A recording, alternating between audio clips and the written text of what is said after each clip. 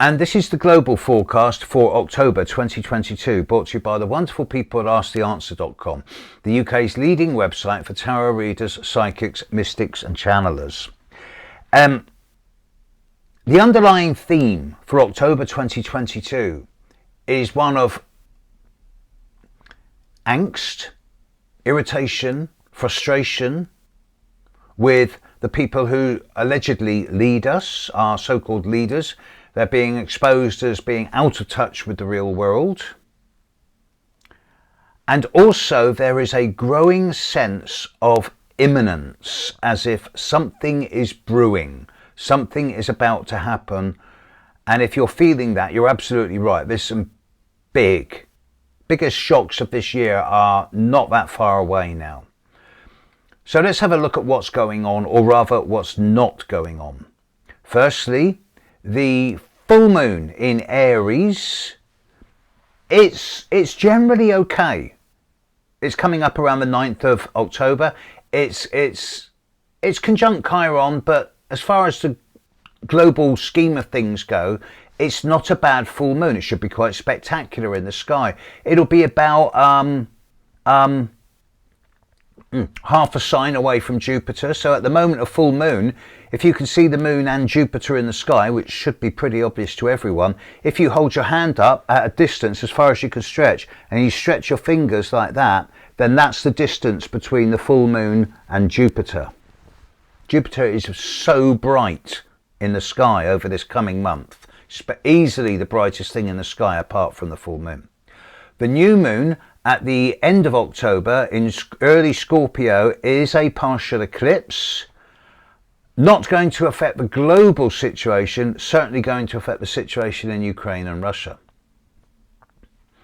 Pluto is standing still and going to go stopping going retrograde soon. We've had so many retrogrades in the last few months. In this last few months, we've had Jupiter, Saturn, Chiron, Uranus, Neptune, Pluto, all retrograde. And in this last month, Mercury. The only planets moving forward have been Venus and Mars, and even Mars is slowing down. But now this is changing, just beginning to change. Mercury will stop going retrograde on the 2nd of October, around about 9 a.m. UK time. Pluto will stop going retrograde on the 8th of October, about 5 p.m. UK time. Saturn will stop going retrograde on the 23rd of October. And then Mars does go retrograde at the end of the month. The Mars retrograde isn't going to play into the global situation much. It's more concerned with individuals. But when you look at what's happening, not so much this month, but we've got the Saturn-Uranus finally in its final square. It's not exact. Saturn is standing still at 18.5 degrees. Uranus is around 17, 18 degrees. They're square to each other, and this has been in the background for this last year and a half. It's the fallout from COVID, and it's also the struggle between the old desire for structure and discipline and tradition and loyalty and all of that stuff that's kept us going for decades, and the desire to push into a new future, knowing that the old rules have worked in the past, but we've now superseded them. It's the struggle to change many of our boundaries from concrete and steel into rubber and elastic, to start bending the rules instead of breaking them, and to welcome in the future instead of clinging on to the past through fear. This is at its final stage now. This month is the final crunch point. Well, this month and November. And I referred to that sense of imminence. In early November, there is a total eclipse of the moon coming up on the 8th of November, and it is exactly conjunct Uranus. Exactly.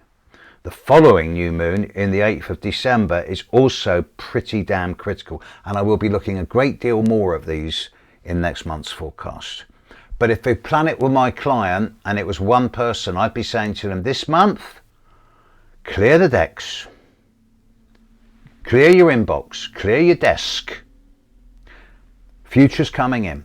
There's going to be some big changes soon. 6 weeks, 7 weeks.